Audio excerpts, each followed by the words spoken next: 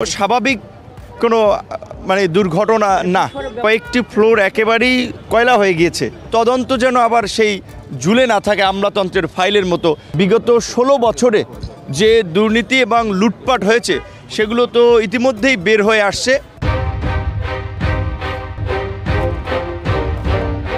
CID এবং fire সার্ভিসের যারা বিশেষজ্ঞ ফরেনসিক টিম তারা সেখানে তদন্ত করে দেখছে এবং ওখানে আপাতত সর্বসাধারণ বা যে কোনো সাধারণ মানুষের প্রবেশাধিকার সংরক্ষিত করা হয়েছে তাদের তথ্য প্রমাণ সংগ্রহের জন্য। আমরা যেটা ওখানে দেখলাম যে আপনার 5, 6, 7, 8, 9 বিশেষ করে এই 5টি ফ্লোরের মধ্যে 4টি বেশি ক্ষতিগ্রস্ত হয়েছে।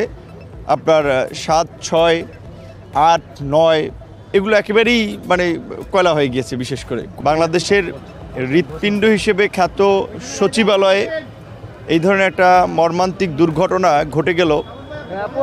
এটি এমনিতে কোনো দুর্ঘটনা নাকি কোনো মানবশ্রেষ্ঠ পরিকল্পিত ষড়যন্ত্র, সেই বিষয়টি খতিয়ে দেখতে হবে। আমরা অনেক দিন ধরেই দেখছি যে এই সরকার দায়িত্ব নেওয়ার পর থেকেই দেশকে অস্থিতিশীল করার জন্য এবং সাম্প্রতিক সময়ে সরকারকে ব্যর্থ করার জন্য নানান ধরনের তৎপরতা লক্ষ্য করা যাচ্ছে।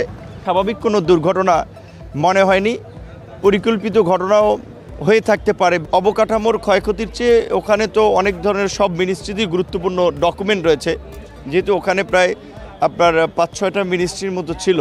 বিল্ডিংয়ের এই মাথা থেকে ওই মাথা মাঝখান দিয়ে আগুন লেগেছে, আবার মাঝখান দিয়ে অনেকখানি পুড়েছে, আবার 2 সাইড পুড়েছে। যেমন আমাদের এই 2জন ছাত্র উপদেষ্টা তাদের যে আপনার দপ্তর, আপনারা জানেন যে একই ফ্লোরে এক মাথায় আপনার এলজিআরডির আরেক মাথায় হচ্ছে আপনার ডাক টেলিযোগাযোগ, সেই 2 মাথায় একেবারেই ওইরকম কিছু বলা চলে যে লাইক কেউ ভালোভাবে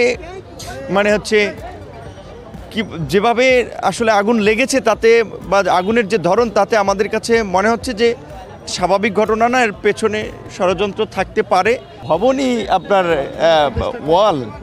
ওয়ালই আপনি দেখলে যে ইটের পলেস্তারা খসে পড়তেছে, এরকমের অবস্থা যে আগুনের কারণে। সেখানে রুমের ফার্নিচারটা নিচে তো থাকার কথা না, ফাইল টাইল হয়তো কিছু পাওয়া যেতে পারে।